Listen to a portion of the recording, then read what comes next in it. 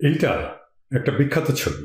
ঢাকা ওয়ারীর বলধা গার্ডেনে বাঁ দিক থেকে বসে আছেন কাশিমপুরের জমিদার রায় বাহাদুর অতুল প্রসাদ রায়চৌধুরী। এরপরে শেখ মুজিবুর রহমান, তারপরে গাজী গোলাম মোস্তফা এবং তার পাশে অনামী প্রসাদ রায়চৌধুরী। ছবিটা 50-এর দশকের শেষের দিকে তোলা ছবি। এই ছবিতে যে গাজী গোলাম মোস্তফা আছেন, এই গাজী গোলাম মোস্তফাই মুজিব আমলে ঢাকার ত্রাস ছিল। এমনকি সে মেজর ডালিম এবং তার স্ত্রী নিম্মিকে হত্যার উদ্দেশ্যে অপহরণ করেছিল। গাজী গোলাম মোস্তফা শেখ মুজিবের অত্যন্ত প্রিয় রাজনৈতিক সহচর ছিল, কিন্তু আসলে সে ছিল এক বস্তির সর্দার। মুক্তিযুদ্ধের পরে তাকে রেড ক্রসের চেয়ারম্যান বানিয়ে দেন শেখ মুজিব। বস্তির সর্দার থাকা কোনো ছোট কাজ নয়, এই কাজটা সবাই পারে না। কিন্তু যার অভিজ্ঞতা বস্তির সর্দারি করা, যার ক্যারিয়ারই বস্তিতে, সে কি রেড ক্রসের মতো একটা আন্তর্জাতিক সাহায্য সংস্থার প্রধান হতে পারবে? আমরা উল্টো দিক থেকে যদি বলি, ঢাকা ইউনিভার্সিটির ভিসিকে দিয়ে কি আমরা হাল চাষ করাতে পারবো?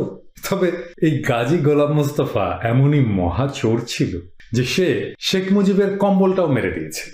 মানে মুক্তিযুদ্ধের পরে বাংলাদেশের 7.5 কোটি মানুষের জন্য 7.5 কোটি কম্বল এসেছিল। সেই হিসেবে শেখ মুজিবেরও একটা কম্বল পাওয়ার কথা, কিন্তু তিনিও তার কম্বলটা পাননি। শেখ মুজিব বলেছিলেন, 7.5 কোটি বাঙালির 7.5 কোটি কম্বল, আমার কম্বল খান গেল কই গাজী গোলাম মোস্তফা? কে জানতো শেখ মুজিবের নিযুক্ত তার প্রিয় ভাজন রেড ক্রসের গাজী গোলাম মোস্তফা এভাবে দেশের জনগণের সাথে সাথে মুজিবের কম্বলটাও মেরে দেবেন। মুজিব ঠিকই বুঝতে পেরেছিলেন যে এটা পুকুর চুরি নয়, রীতিমতো সাগর চুরি। কিন্তু কম্বল উদ্ধার তো দূরের কথা, তাকে রেড ক্রসের চেয়ারম্যানের পদ থেকে অপসারণ পর্যন্ত করতে পারেনি মুজিব। শেখ মুজিব জেনে শুনেই একজন মহাচোরকে একটা স্পর্শকাতর প্রতিষ্ঠানে থাকতে দিয়েছিলেন। কেন?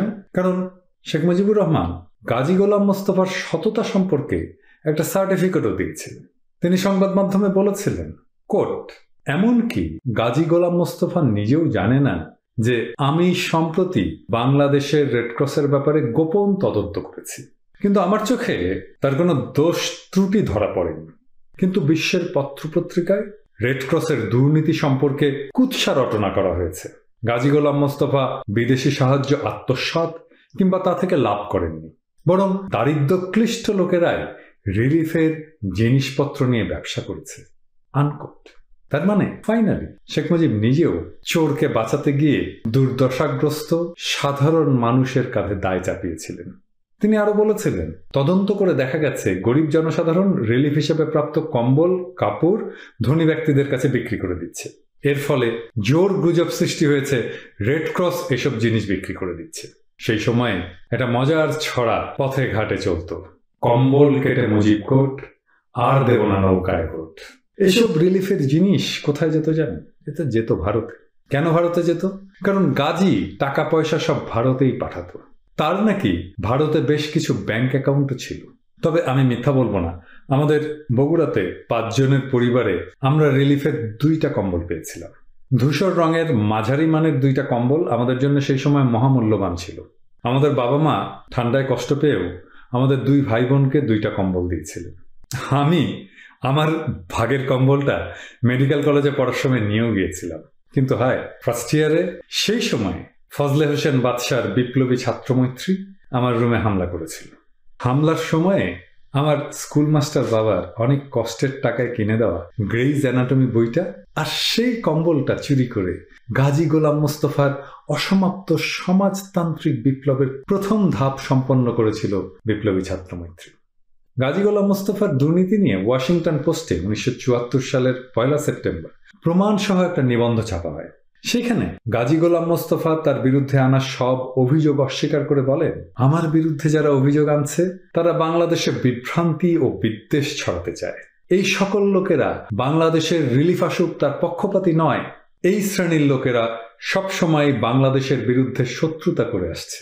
তারা বাঙালি হলেও বরাবরই স্বাধীন বাংলার বিরোধী পাকিস্তান মনোভাবাপন্ন। এরা দেশের ভেতর এবং বাইরে থেকে বাংলাদেশ বিরোধী কাজ করছে। এই কথাগুলো খুব পরিচিত বলে মনে হচ্ছে না? এই একই কথা আজকের গাজী গোলাম মোস্তফারা বলে না? গাজী গোলাম মোস্তফার আরো অনেক গুণ ছিল। সে রেড ক্রসের একটা অ্যাম্বুলেন্সে ব্যক্তিগত অস্ত্রধারীদের নিয়ে ঘুরত ঢাকা শহরে। এই অ্যাম্বুলেন্স করে মেজর ডালিম এবং তার স্ত্রী নিম্মিকে হত্যার উদ্দেশ্যে অপহরণ করে এই গাজী গোলাম মোস্তফা। আর এর ফলে তৎকালীন সেনাবাহিনীতে গাজী গোলাম মোস্তফাই ক্ষোভের আগুন যে জ্বালিয়ে দিয়েছিল, সেই আগুনেই 1975-এর 15ই আগস্ট সৃষ্টিতে ভূমিকা রেখেছিল।